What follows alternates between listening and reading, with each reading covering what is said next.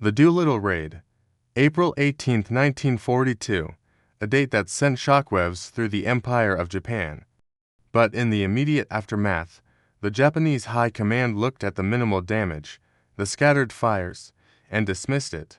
A propaganda stunt, they called it, a desperate, almost pathetic gesture by a reeling America.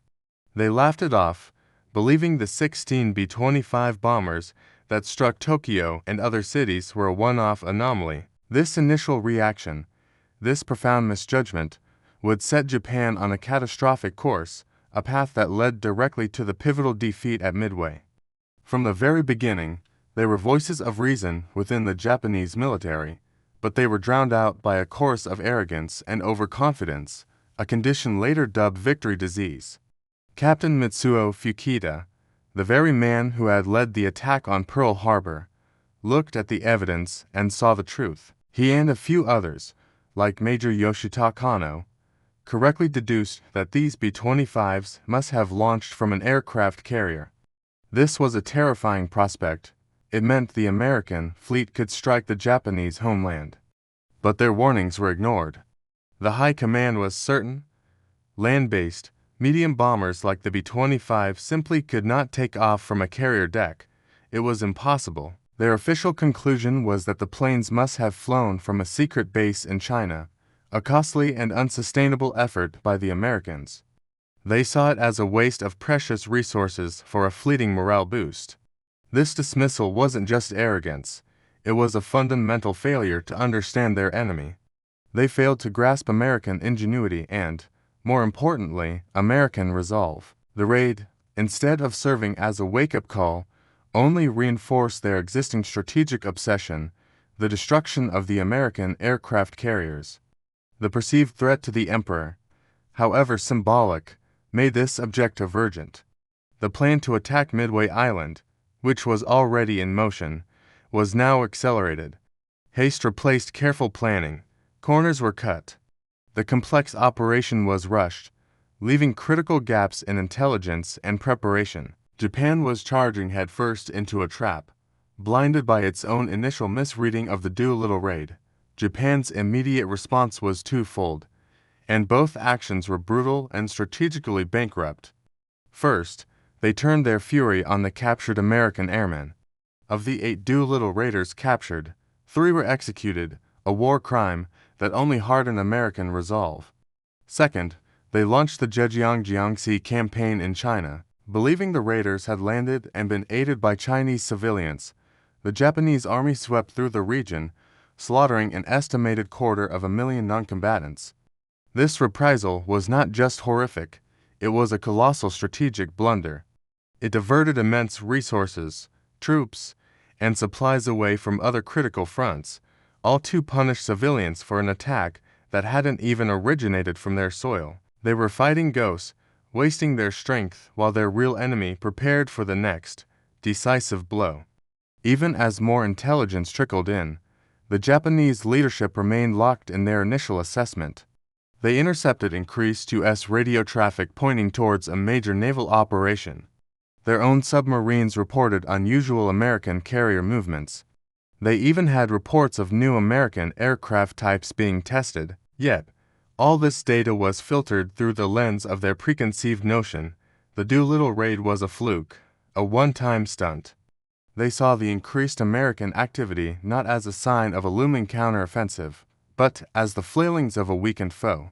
This victory disease had infected their entire intelligence apparatus. They couldn't imagine that the United States, so recently humbled at Pearl Harbor, could mount a serious strategic challenge so soon. They were looking at the pieces of the puzzle but refused to see the picture they were forming. For the United States, however, the Doolittle Raid was anything but a desperate gesture. It was a calculated risk, a multi-layered operation that succeeded beyond anyone's wildest dreams. On the surface, it was a much-needed morale booster for the American public. But strategically, it was a probe, a test. It was designed to expose weaknesses in Japan's homeland defenses and to force the Japanese Navy into a reaction, and it worked perfectly. President Roosevelt and his commanders knew they couldn't inflict crippling damage with just 16 bombers. The real target was the Japanese mindset. The raid was a psychological blow, meant to shatter the myth of Japan's invincibility and demonstrate that America was in the fight for the long haul. It revealed Japan's fatal underestimation of American will and industrial power, a flaw the U.S. would exploit ruthlessly in the months and years to come. The consequences of Japan's miscalculation were immediate and devastating. Their failure to heed the warnings of men like Fukushima meant that their homeland air defenses remained shockingly inadequate. Their most experienced pilots and best aircraft were stationed far away on the front lines, leaving the home islands vulnerable. Furthermore, their reconnaissance assets, the very eyes of the fleet, were misallocated.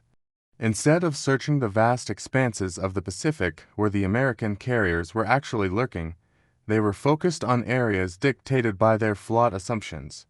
This chain of errors, all stemming from that initial dismissal of the Doolittle Raid, led directly to their surprise and subsequent defeat at the Battle of Midway in June 1942. In just a few short hours, Japan lost 4 of its best aircraft carriers, the heart of its naval power, a loss from which it would never truly recover. Looking back, the Doolittle Raid wasn't just a raid, it was a statement. It was America declaring, in no uncertain terms, that this war would not be fought at a distance. It would be brought to Japan's doorstep.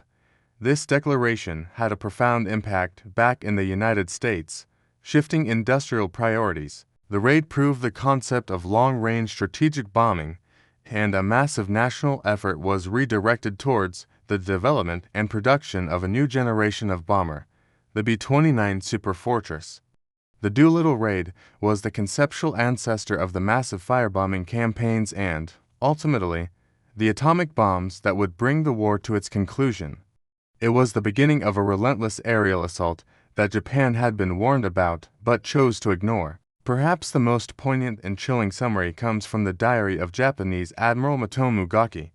For years, he and his colleagues had dismissed the raid.